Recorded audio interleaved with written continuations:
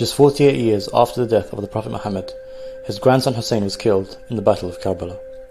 Why did this battle happen, and why is it so important to Islamic history? After the fourth Caliph Ali was assassinated in 661, a power vacuum emerged, leading to Muawiyah assuming role as Caliph, despite opposition from part of the Ummah who wanted Hassan, son of Ali, who was the grandson of the Prophet, as the Caliph. To avoid further bloodshed after years of conflict, Hassan signed a peace treaty with Muawiyah. This treaty stipulated that Muawiyah would not appoint a successor after him. In the year 670, Hassan was assassinated, leaving his brother Hussein to take on his duties.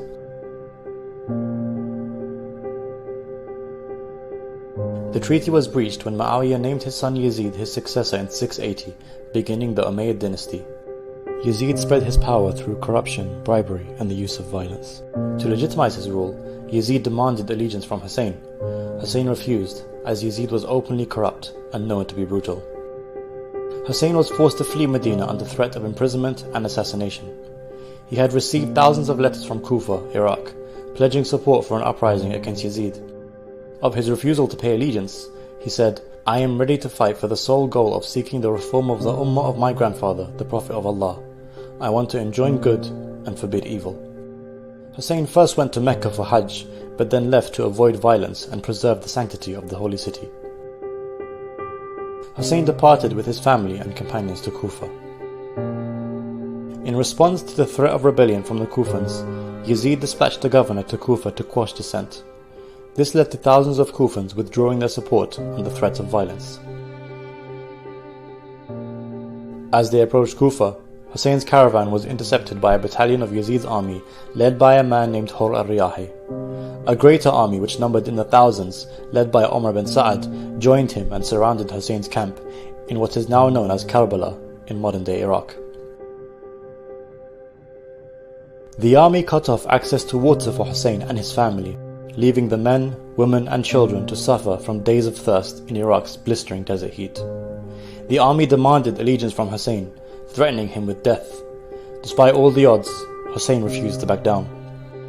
On the night before the battle, Hussein told his companions that they were free to leave, but they pledged to stand beside him in the face of certain defeat.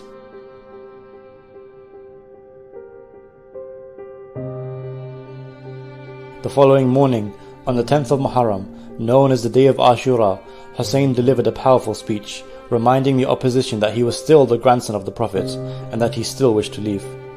Moved by Hussein's speech, Hur abandoned Ibn Sa'ad's army and joined Hussein's. The battle commenced, with Hussein's 70-odd companions facing off against an army of what many historians number to be 30,000. The companions of Hussein fought group by group and were martyred on the battlefield. Eventually, Hussein was left with a handful of remaining family members. They too were killed. Hussein, now with no one beside him, pleaded with the enemy forces for water for his 6-month-old baby. The enemy responded by firing a fatal arrow at the infant, killing Hussein's child in his arms. Hussein buried the child and bid farewell to the women and children of his camp. He fiercely charged into the battlefield, where, after fighting valiantly, eventually fell from his horse and was surrounded by the enemy soldiers. The grandson of the Prophet was brutally attacked from all sides and beheaded.